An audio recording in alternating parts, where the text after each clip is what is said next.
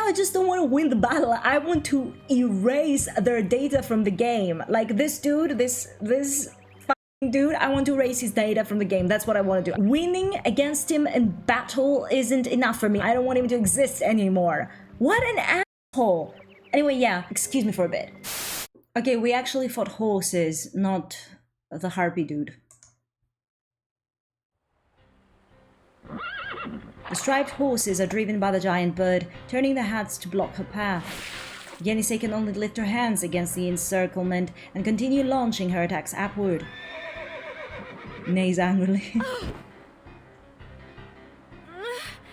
Gentlemen, get out of the way! Out! And you!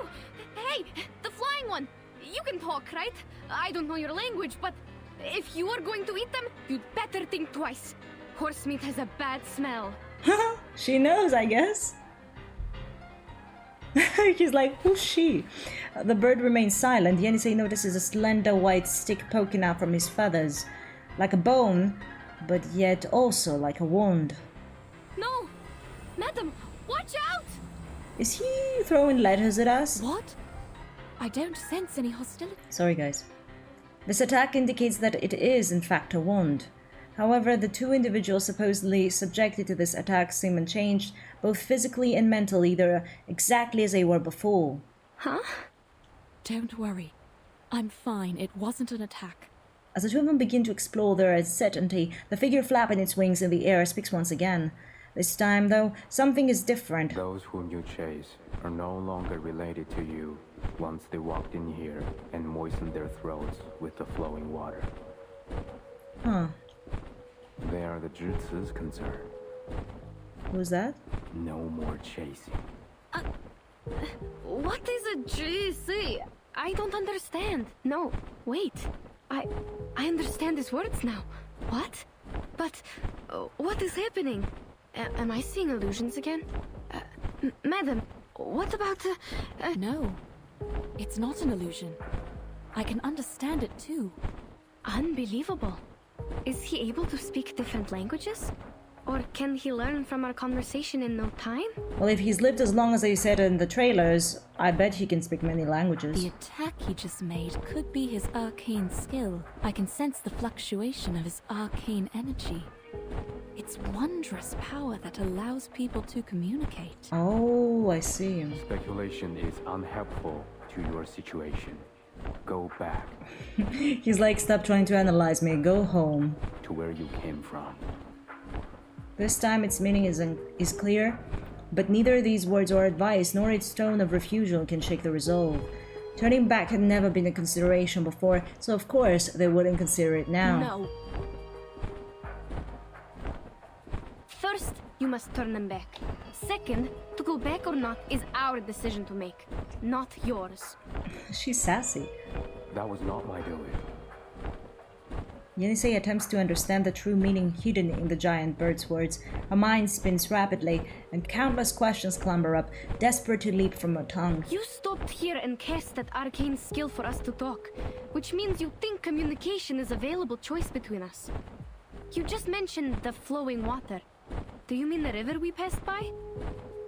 And you say these striped horses are Jesus' concern. I need to know where that place is because they are my teammates. Besides, who on earth are you? What you ask, I have no answer. Then what do you know? The 4 books and 5 classics, geomancy and refrain. He answered it seriously. Oh, so he's that kind of type that he's so removed from the world that his answers are like too straightforward. This might be funny in the future, moments like this. What are you talking about? The answers to many questions, naturally. The doubt in his tone seems to come straight from the bottom of his heart. He's confused, yes. He's been alone way too long. Yenisei, listen to me. We might be asking the wrong questions. But we need to collect more information or buy more time. Whatever we are going to do, we can't just let him go. He will take Mr. Yurien and the team away from us. But clearly he is reluctant to answer these questions. No, if you ask the right questions, it appears he will answer them. Perhaps he'd be willing to exchange them for our supplies. He is trying to take them away. Perhaps because they are carrying the supplies he needs. You mean food or what? Let's, Stop. There's nothing else for you here. And I need nothing. What I yearn for is beyond even my own grasp. What do you need, my friend? Maybe we can help. Wait! Good sir! The bird turns around and flaps its wings, flying away much faster than before. This time there is no music, yet the odd creatures follow closely in the wake of the wind, raised by the motion of his wings. Hey! Darn! He flew away! Did I say anything wrong? No, he's just not very sociable, it appears. And he also has places to be. Don't blame yourself, madam. He appeared to be the unpredictable type. Do you still have the strength to walk? We need to hurry up and go after him. Besmet grabs Yenisei's arm and quickly chases after the piercing sound of the wind. Okay. It is the next day for me, and we're continuing with part 6, the Yellow Sand Road. Apologies for my sounding stuffed and done with life. I'm a bit sick today. But I want to keep going because we need to finish the main story to go to the backstories of our 2 new 6 stars, so I don't want it to hold me back. With burning feet and a chill in our throats, we navigate the same unknown.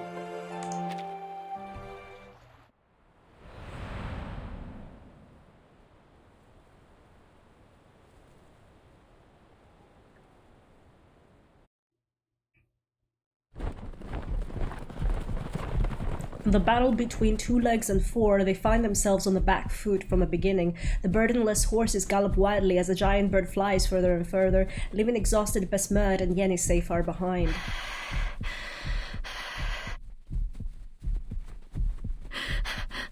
Madam! Their stamina slips away faster than it did before on the plains. Their actions become increasingly labored, and their steps slow to a plodding halt. Are we going upstream? If we are, he must be taking his prey back to his nest. Is there a forest there?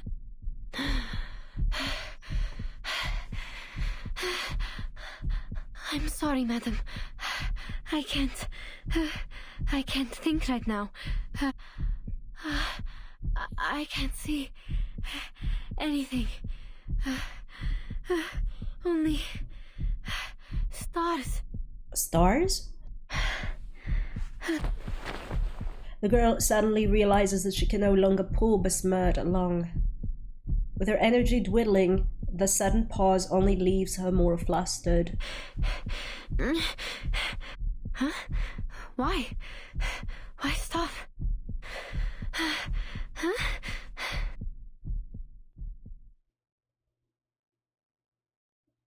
I hear horses right in front of us. And people. And not just people.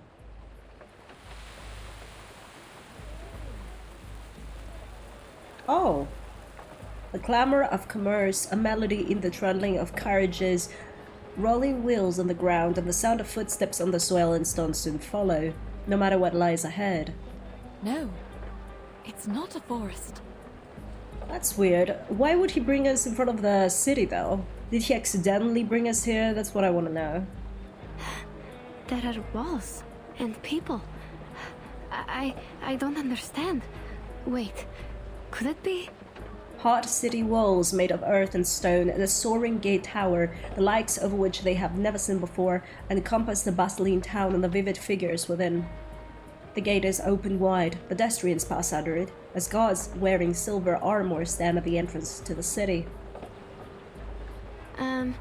Is it a supply station? Girl, this big? Come on. No. Where on earth are we? Child, please tell me where we are. I can't hear the rustling of the sand rice anymore. But there are other noises. I'm thinking, Is this a settlement? The girl shakes her head, failing to answer Bursmith's question. Having never seen such a place before, she is naturally apprehensive of all that stands before her. No. At least it doesn't look like one. Not like any towns or villages we've seen. I think I'm seeing another illusion. I see a desert, some plants, and a wooden pavilion on the yellow walls. There's a desert inside the city?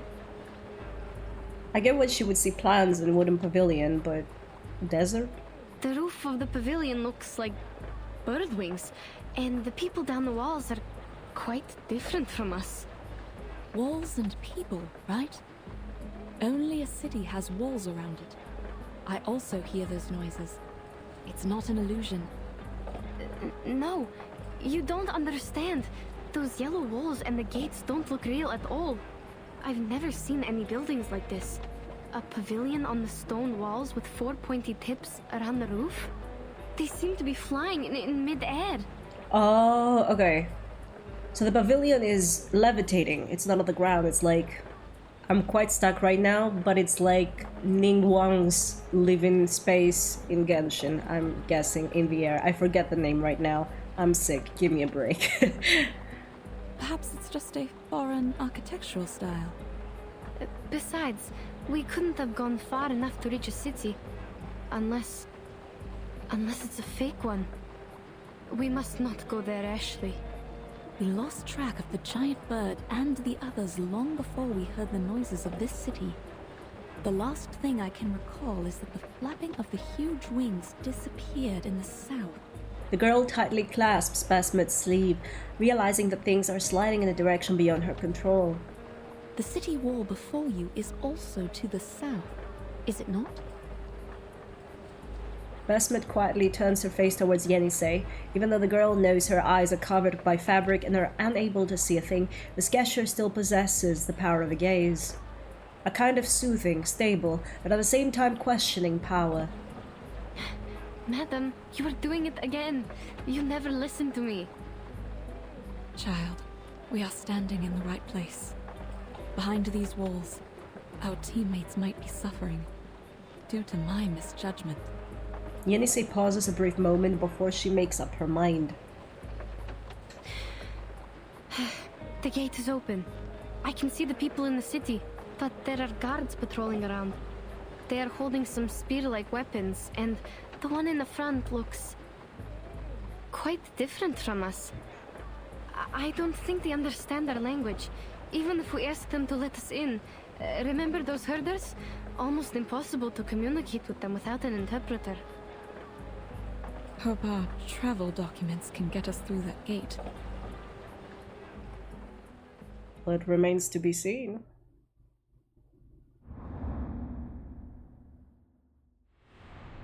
Interesting.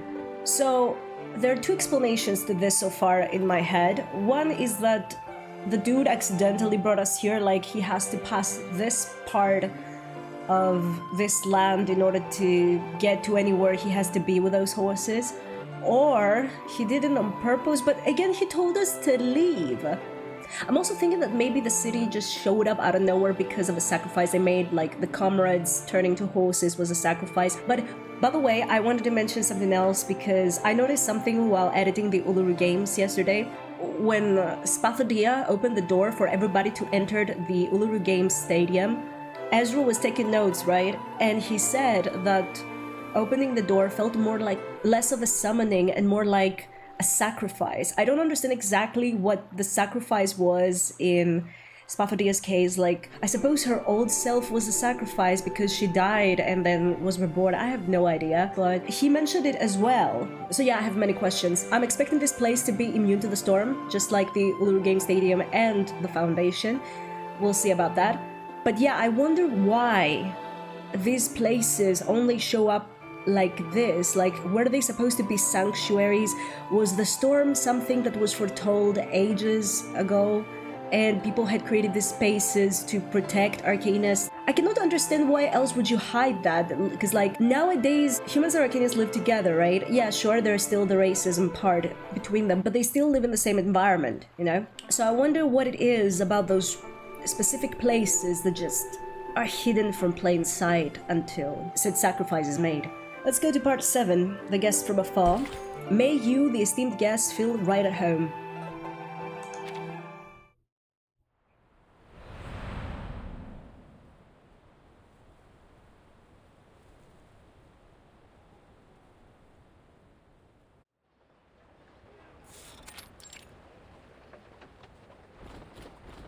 According to Yenisei's description, the peculiar-looking city defenders are all clad in silver armor and bear sharp weapons in their hands. It sounds like a scene from the medieval era. Having passed every barrier smoothly all the way from Omsk, they think the garrison here is also a piece of cake. But as it becomes clear, they are wrong to underestimate them. Even though both sides miraculously understand each other's words, the passes here are still well guarded. Please show me your pass.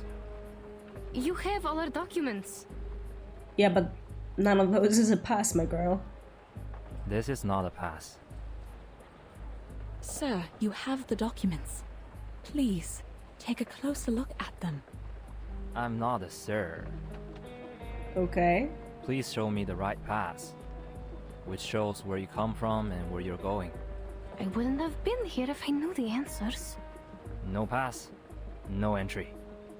The problem seems to lie in both parties failing in the art of effective communication. This bickering back and forth over useless technical pitfalls undoubtedly wastes everyone's time. I think it has been clearly stated on our documents. The documents were issued by the association. They worked in all the borders in the north. What makes the difference here? Probably this city belongs in the past, my girl. They probably have no connection to the outside world. It's not verified. I don't know which pass let you pass with this pass, let alone the writing and the seal on it cannot be recognized. If I let you in, it would be my negligence. Can we talk to someone else? You don't understand what we are talking about. I understand every word you say. No, you don't. You're obviously from different eras. Very well. If you do, friend, this is what happened. Our teammates were transformed into horses and taken away by a winged man. We think they might have been brought here, so we need to get into the city to find them. This is urgent. I hope you can understand.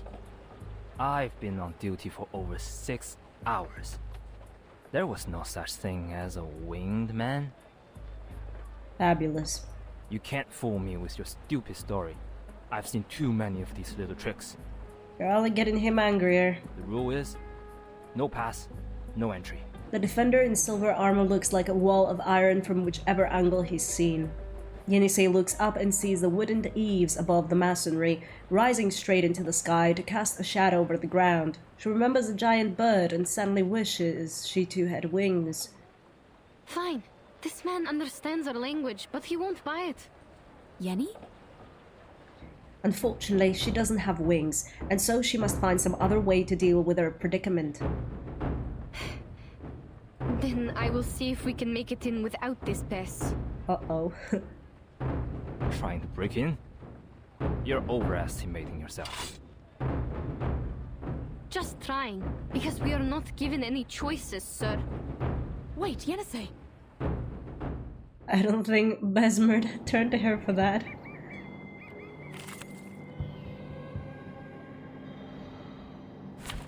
She probably was trying to tell her maybe it's time to go, and she was like, okay, I get it, we fight. Okay, I'll be right back. Okay, done? Emptying the glass bottles one by one, Yenisei's weapons are quickly depleted. Across from them, the dry iron wall, the poor god, has become a wet iron wall. Warning! Intruders! Close the gate! The guards on the wall above the city gates respond in a quick and rhythmic step. Below, those within the city gates scuff the sand as the gates' heavy cables are twisted in reply, held tightly in expectant hands awaiting their new command. They are closing the gate! This is bad. We have to get in. Or how are we going to get them back? We can't just leave them here. Neither can I just turn away from the clues to the Shuori festival and the mysterious Eastern arcane power. Okay, so she was not going to tell her to walk away after all. But definitely not fight like she did. Sir, I beg of you! Basmet rushes forward, attempting to pull back the guards and city gates with all her might. But a lack of sight impedes her, unable to detect the hidden dangers on the uneven packed sand road. A loose stone is enough to trip her, and despite the demands of the moment, it takes her time to get back up again. Don't get any closer. Madam, are you alright? She anxiously helps Basmet to her feet, with her other hand tightly gripping an empty glass bottle. They've had countless unpredictable mishaps along the way, enough to write an adventure story few would believe, and experienced more than enough to exhaust the will of any explorer. Perhaps simply allowing the city gates to close is a safer and more appropriate approach. Maybe we should just give up, madam. I'm even thinking if all these things we've been through are just illusions. I don't think that was an illusion, but okay.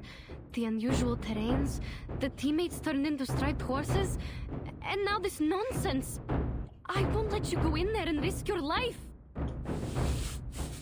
Basmet cannot see her companion's expression, but can hear the hesitation in her voice. It proves enough to add to her struggle to get up again.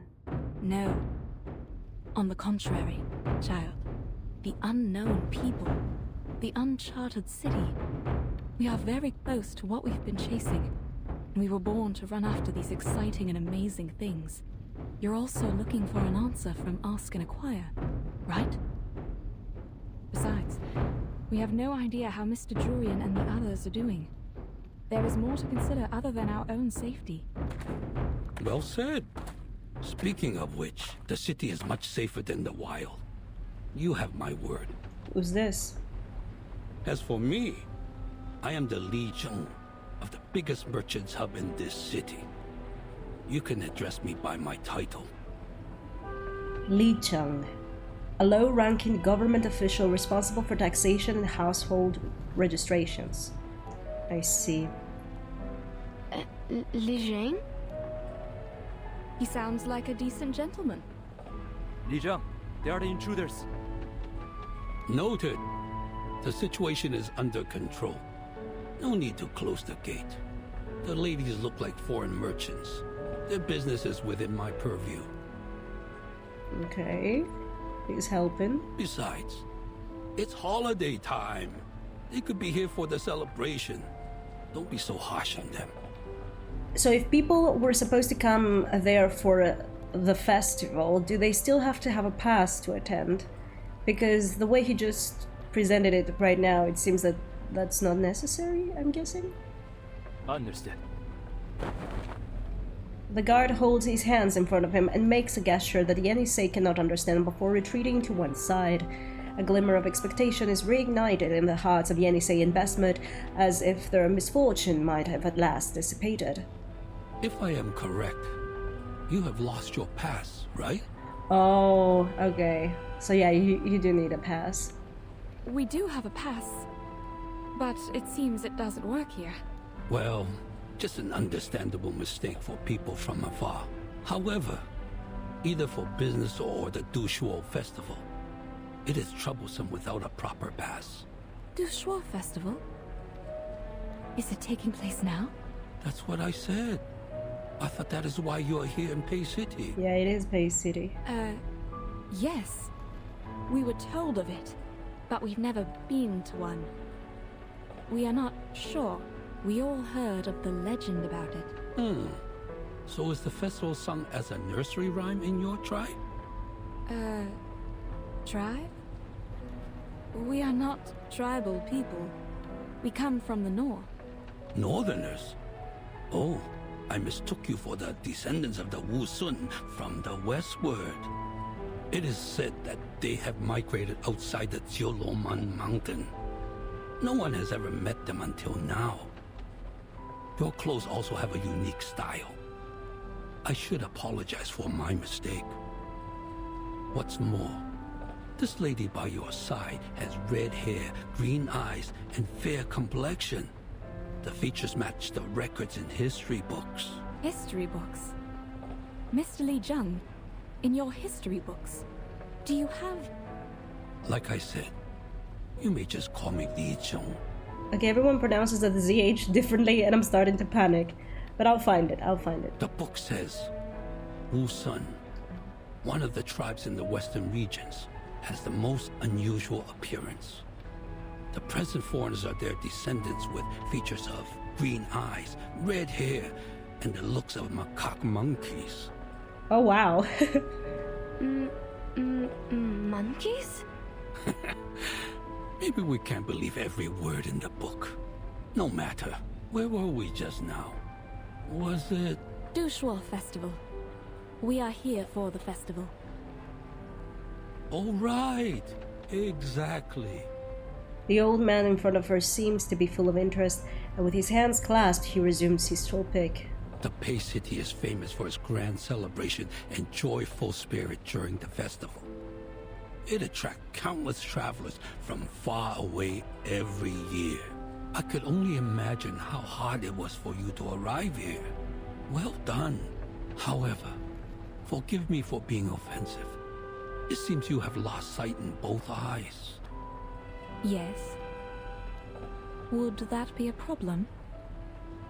Under this city's caring policy, you have the privilege of traveling without a pass. Oh, okay.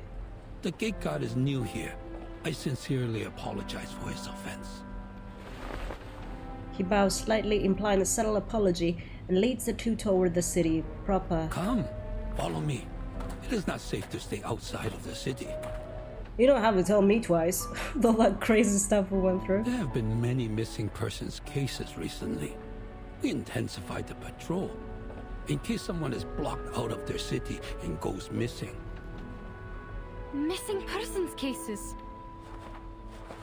Between further topics of conversation, the two follow Li Zhang's guidance and last pass through the city gates.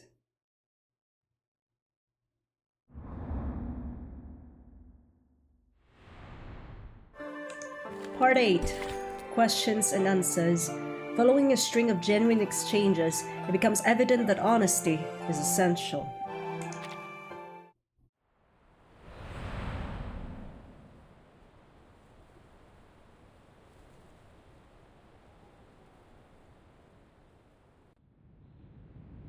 Ooh. Lovely place. Li Zhang leads the two of them up the city wall to a connected inner chamber. Yenisei cannot shake the notion that her next step will land on thin air until they at least enter the room, and she can let go. From the city gate to the room, the scenery is completely different from outside the city. Though it's a short distance, she's very impressed. Have a seat. Thank you. Here, madam. I don't feel any chairs around me. How am I going to... It seems the people here sit on their heels. Here, cushion. Just make yourself comfortable. The two of them hobble onward, imitating the old man's unfamiliar posture as he kneels down beside a low table. You ladies look better now. What were you going to ask? There are many fears and doubts in their hearts that beg expression. However, the first to break the silence is nothing more than an odd query. Your walls, won't they collapse? Why would they collapse, girl? Why do you think that? Because they seem to be made of only earth and stone. I don't think these materials can stand the weathering. Is it only me that finds this question awkward? Because, like, for ages, people built walls exactly from earth and stone. I believe they've survived quite well through the years. Like, even where I am right now, the city I'm from is surrounded by walls that protected the city from attacks coming from the water, ships and all. And even though nature has taken over and many of them are just filled with grass now, they're still quite sturdy. I don't think that they're easy to break even after this long. Am I tripping? I think that exactly because stone has been a sturdy material, people used it for this long in many countries for their walls and protecting their cities. Not to mention the wooden pavilion on the walls. Yeah, the wooden pavilion could be a little sustainable to damage. My brain is not with me today. Ignore me. You draw the conclusion only by its appearance. In fact, the stakes are deeply driven into the ground and stand firmly. No need to worry about the peeling bricks and clay. It's just a sign of the city's longevity. The city's longevity? So how old is this city? As I recall, hundreds of years. Its annuals take up most of the library. Each volume records a decade. Considering the large quantity, hundreds may not be the best quantifier. There are many historical sites in the city. You may take your mother for a site tour. Oh. Madame Besmirtz is not my mother. Miss Pierre, oh, I apologize. I forgot about her site. That's irrelevant to whether or not she is her mother. Between his words, Li Zhang instinctively casts an apologetic glance in Besmirtz's direction. Though she cannot see, she seems to feel something and turns her head towards his voice. That's all right. People often mistake me for having good eyesight because I walk around freely like others. The silver lining is, we have a caring policy in this regard. We're here to help whether you need assistance or not. You keep talking about my eyesight. May I ask why? The government is obliged to provide help to people with severe impairments, including those who have lost their sights in both eyes. Isn't it the same with the Northerners? Well, that's a long conversation. Oh, if my question is offensive. No, that's fine. More than fine, actually. In the North, I have to do more to be treated like an ordinary person. I see. I've heard that people at the North idolize the strong and pay little attention to the weak. Little did I know the disabled enjoy no privilege. Here's Reverse bringing up another major society issue in the forefront. I've seen some countries have made some effort to provide services that can also help people like who might have lost their sight or they can walk and all, but yeah, most countries is just like what Besmer just said. They don't really try to make life for such people as easy as it is for those with no impairment. But now you're here with us in Pei City. Please rest at ease. Moreover, you speak fluent Hanese. I'm sure your stay here will go swimmingly. You mean we're speaking the Hanese right now? Yenisei feels her hand being pressed lightly by Besmer's own. Are you not? It's interesting you ask. According to the records of the hub, most of the foreign merchants with fluent Hanese have lived a long time in the Central Plains. The name given to China by the ancient Chinese. Huh. I'm sorry I'm taking so much time with everything, but I'm trying to understand how this city works, how I'm supposed to receive the story. While you're obviously not one of them, neither have you paid frequent visits here. Otherwise, you wouldn't have forgotten a proper pass. This somewhat insightful witticism surprises Besmet. You're a man of sharp wit, I have to say. Back where we are from, merchants come and go, including those who speak your tongue. We've dealt with them a lot throughout the years. I don't know if it's safe to lie in this part. Sure, I think you would freak out if they said that we're actually not speaking your language, but somehow we do. It's scary even to them, I presume, but anyway, yeah, let's go with that story or whatnot. If it weren't for their advice, we wouldn't have made it this far on our first journey as a new caravan. I see. Foreign merchants are well informed and welcomed by the citizens in Pei City. Oh, there are other foreign merchants in the hub. If you have no place to stay, the caravanserai there might be a good choice. Question, because I'm curious. Isn't it weird to him that they claim to be merchants but carry no merchandise? Because, okay, we let you in as merchants from another land, but where is your merchandise? Anyway, yeah, as he speaks, Li Jiang takes out a sheet of paper from a large stack. Take this with you. It is the pass to verify your identities. You can enjoy your stay here with it, or you might end up being expelled. Thank you. Then how are we going to... Please, show me the document you have now. Certainly. Let me just... I have them. I always have them with me, madam. Oh, thank you. You are reliable as always, child. They hand over a document in a brown paper envelope. Thank you. I will take a look. Hold on a second.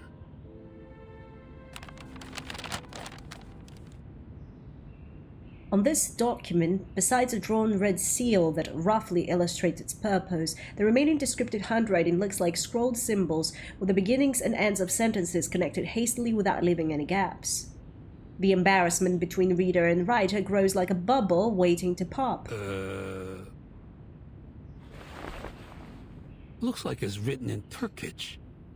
Is it Turkish? What? No, it... Besmet makes a move before Yenisei finishes speaking. She pats the girl's back and gestures for her to allow her to explain. Despite her doubts, the girl habitually follows her lead. Yes, a variation of it. This is the written language in the north. Why can't you say where you're from? You are from the north, goddammit. If it's not the language he mention the language it really is. Something tells me these lies are going to bite them in the ass sooner or later. Yenny, this is the written language in your hometown, also known as Yeniseic, isn't it? Yenisei is almost certain that her companion is winking at her despite her eyes being covered. Or perhaps it is just her own intuition prompting her. She realizes then, in a moment of enlightenment, that in their precarious situation she may well need to learn how to quickly accommodate these occasional lies. Oh, yes. That's right. My apologies. I should have known that our language is a rare kind in the Central Plains. I understand. It's all right, but I'm afraid you have to write it down yourself, including where you came from. Please take this file as a reference. Thank you. I'll do it.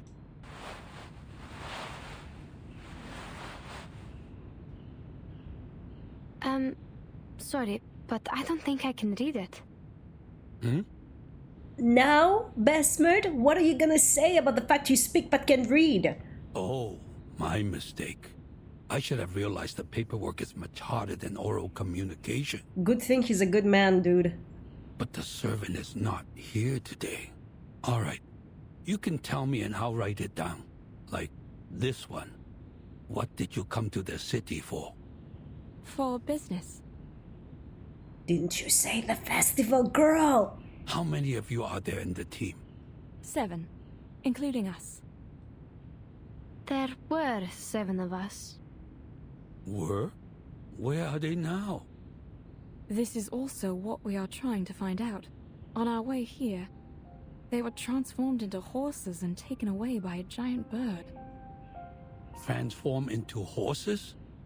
Then how come you didn't get transformed? We have no idea. Perhaps because Madame Besmertz and I are arcanists, while the others are humans. What do you mean? Does the giant bird only attack humans? Then how does he identify them?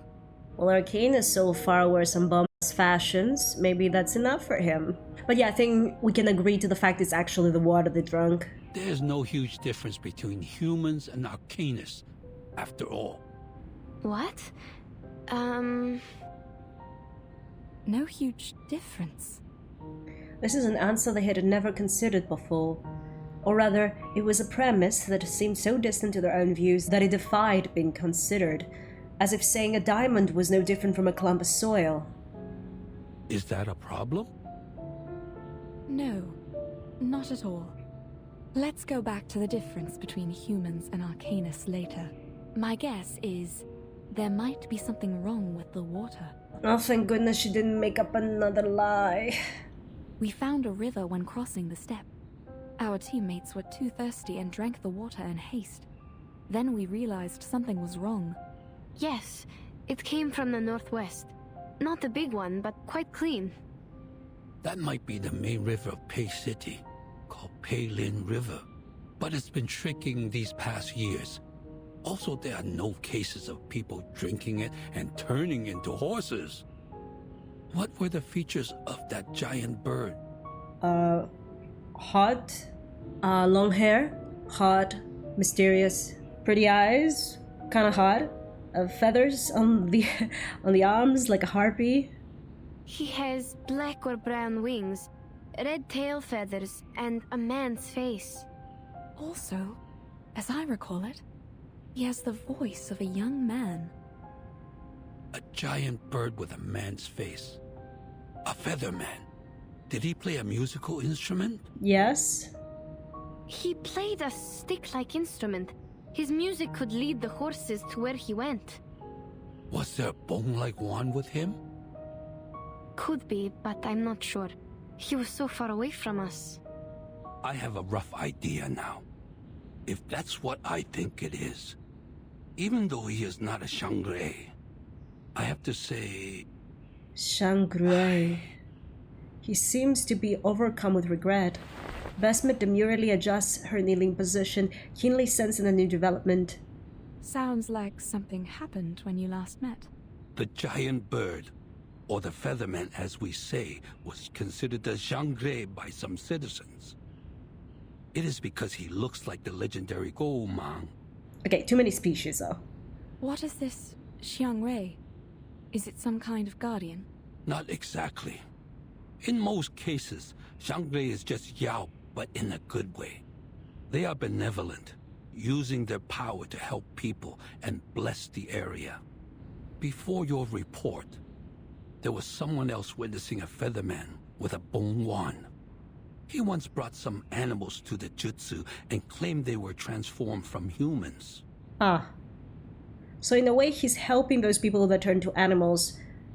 I mean, unless they're going to be eaten. In that case, he's not helping very much. This is exactly what happened to our teammates. If these two are the same feathermen, then he is very likely involved in these missing persons cases. Yeah, but if there's no way to turn them back to human, I suppose it's not really his fault. Oh, the cases you mentioned. I see. Too bad that witness couldn't remember anything, even the slightest feature, for us to draw a picture. Since no one could provide other evidence, her word was considered nonsense. The Fa-Cao thought she was possessed and suggested she take a break in her hometown during the holiday. We want to pay her a visit. Will she come back? Li Zhang waves his hand. There is little value to be gleaned from such a faulty clue. I'm afraid not. She worked as a Julie in the Jutsu. It's not a crucial position, but clearly not suitable for a possessed person. There's someone filling in for her now. Interesting. So the ZHI in the first word is pronounced almost as Zhi, Julie, and the other is Jitsu. It sounds like an E, whereas the other one is more like an U. Okay. Ignore me, I'm trying to get the accents. I've told you before how I feel about accents and that I enjoy them and blah blah blah. If you've seen other videos of mine, you might have heard me talk about it. Let's keep going. Yenisei grips the fabric on her knee. She's as persistent as a soldier when executing orders, and this time is no different. What if I can offer a drawing of the featherman? He was far away in mid-air at the time. I couldn't see the details, but I remember his outline and the color of his wings.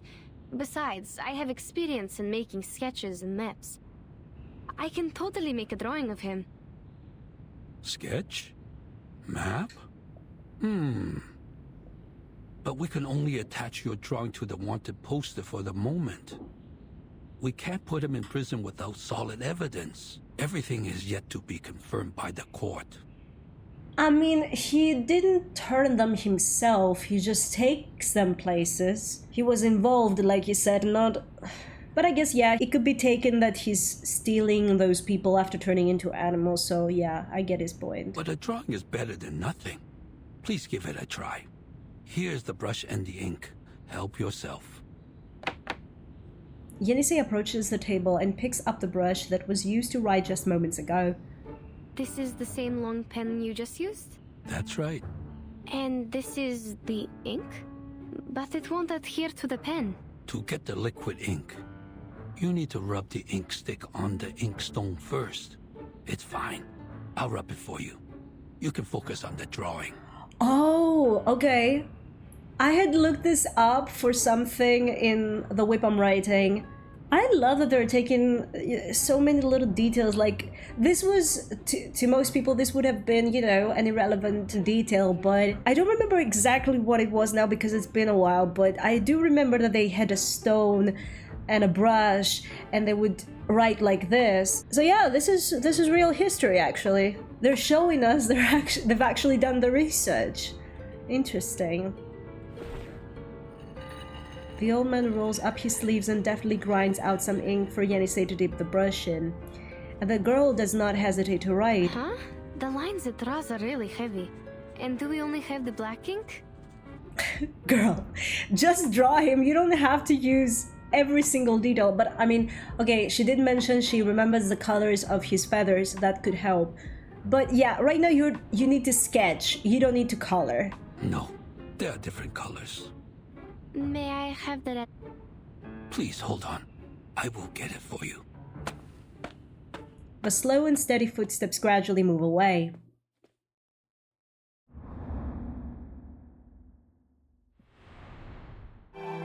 Okay, moving on. Part 9, Chaos on Streets. Restrain the... restrain... What? Okay, what is this going to be?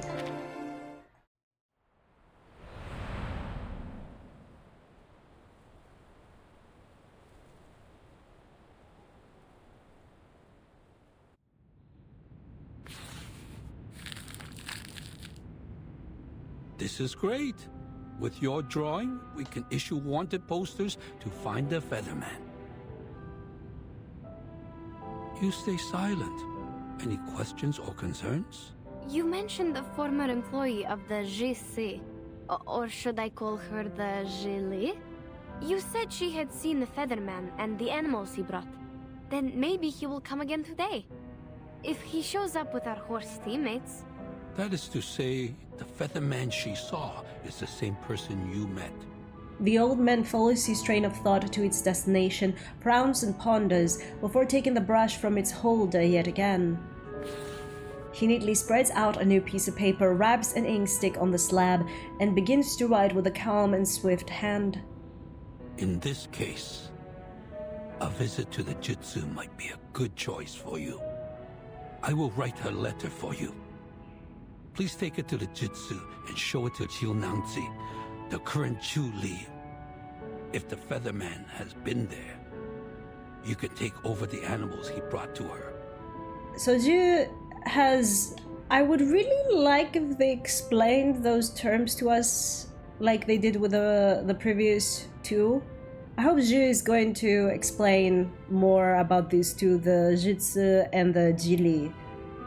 Even if he hasn't, you can still proceed with the letter. Since Jiunangzi is a very warm-hearted, she should be in the Jitsu right now. You can find her there. Thank you. With this glimmer of hope, the turbulent emotions of these two strangers in a strange land find themselves anchored, temporarily at least.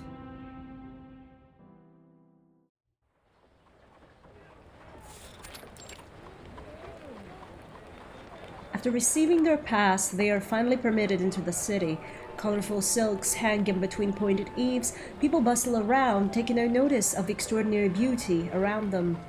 On both sides of the street, there is a silver or copper charcoal pot in front of every house, crackling steadily and bringing spots of warmth to the cold day. We should go, Yenny. They walk in the direction indicated by Li Zheng. from the silent neighborhood to the dusty... The peddlers and street performers lay a steady claim to the spaces, forming eddies in the stream of pedestrians that flows toward the center of the main boulevard.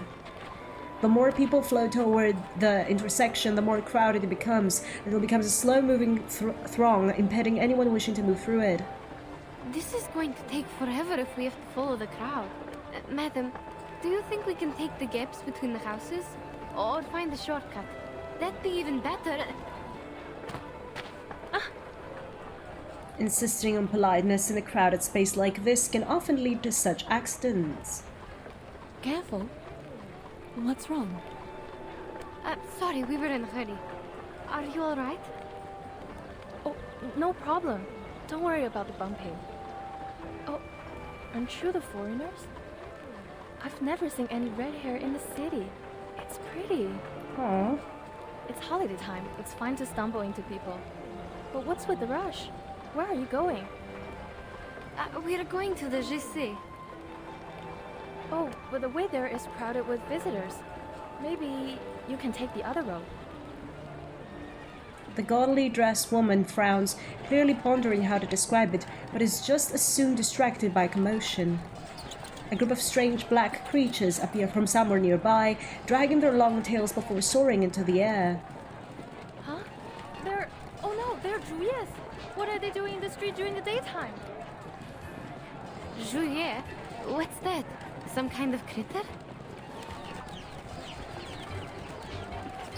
They jump down from the eaves, flapping their sticky little wings and violently raising a wave of flying dust accompanied by strangely fragrant drops of water. An extraordinary smell. Like liquor. Also, it's not just Zhu that can use liquor powers. The travelers on the street run away, harangued by the creatures flapping their wings at them everywhere they turn. Why are they here? Oh, I smell liquor. A lot of liquor. Who brought the liquor jar and attracted them here? People, a Julia in the street during daytime is a sign of auspiciousness. Stay calm. It's coming our way! Watch out, madam! It seems as though the ringleader's movements are even more exaggerated than the others, perhaps realizing that it is being underestimated. It flies straight towards the center of the crowd, readying its talons.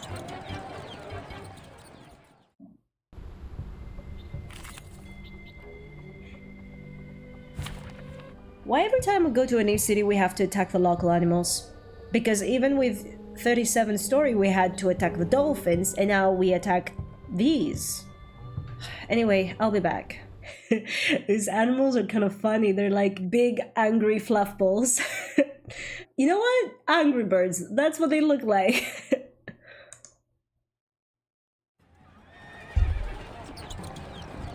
The Julia ambition to dominate the street is ended by the sudden intrusion of rampaging livestock that burst into the scene. The milieu of beasts, pedestrians and flyers soon becomes so entirely chaotic that no one present seems to have any grasp of what is happening beyond the end of their nose. Sorry. Is that you? You guys! Come back! Bad boys and girls! Oh, she can control them? What's going on? All this shouting and running about. I smell liquor and dust. What happened? A kind of local animal named Juliet popped up in the street. Maybe they're arcane creatures? I don't know. I've never seen one in books. The liquor smell probably comes from them. And I think a herd of livestock rushed out of the fence over there. But I can't see it clearly. Sorry, madam, we are not supposed to stop here. Ignoring the chaos around them, the two travelers decide to leave before even more commotion starts. This bizarre scene of animals, critters, and people leaping every which way and everywhere that was never part of their plan. We are already having enough trouble with the Juye. Who let out these festive animals now? It seems life has been fit to frustrate their plans yet again. Wait, 九娘子? Thank you, somebody who pronounced it correct for me to copy it. Junyangzi. The familiar name hums in Yenisei's mind. 九娘子, aren't you supposed to be in the 致辞 during work hours? What are you? No time for explaining.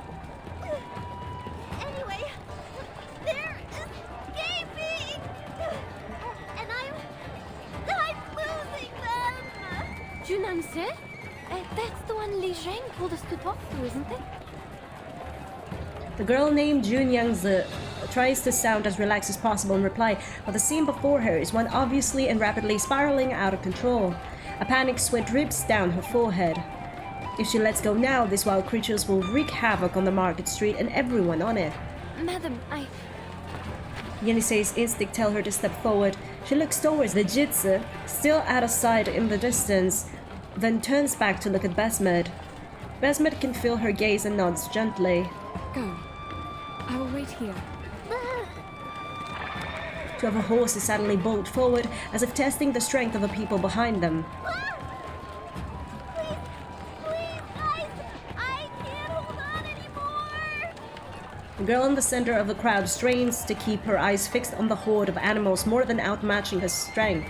Her obviously waning control does nothing to contain the chaos. All she can do is twist the hemp rope tightly in her hand, winding in one hoop after another until it is so tight and rough-edged rope cuts into her hand. Oh, let me help.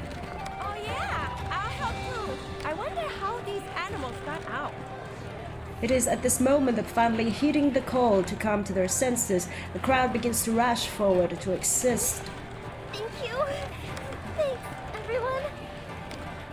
Please, help me. Well, harder. Hold on. You all get a drink on the house. That's a nice way to have people help you. After a short while, with help from the other streetgoers, she manages to get the rampaging, if festively decorated animals back under control. She deftly ties the quelled animals to the flagpole, then, breathing a well-earned sigh of relief, lets the rope finally slide down from her hands. Oh dear, thank you so much. I couldn't do this without you. Making so much trouble on the first day of work. She pants heavily, still recovering from a battle to defend her hometown. where were you, Junnyangzi? I didn't see you in the tavern. Me? I was in the Jitsu. What were you doing there? Mr. Liu, did you forget again? The former Zhili went back to her hometown.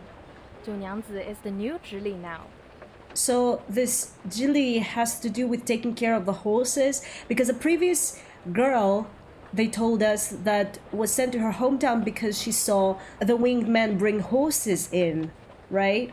No, that's not it. I'm just, covering for her. I was counting the festive animals, and then I heard the noise outside. You must have been distracted by the storyteller, huh? He was telling the end of the story today, so you would never miss it. Well, yeah. I thought he might tell the story of Xiang Rui, so I hurried out and forgot to lock the fence. Oh. She's precious. You were talking about Xiang Rui again. People would think you were another storyteller if they didn't know you just really like these tales. Are your palms bruised? Go to my clinic for medicine if it hurts. Remember the drinks on the house? Of course, I will. Thank you so much. So she's like a waitress that takes care of the animals for the girl that's taking a break at her hometown. I'm trying to piece the story together. She speaks with warm familiarity to the other residents, but keeps an eye in the direction of the tea house, as though anxious to confirm whether the storyteller from before is still there. After seeing his swaying figure in the distance, a look of joy lightens up her face. Yenisei quietly observes the scene and retreats, turning around to walk towards Besmed.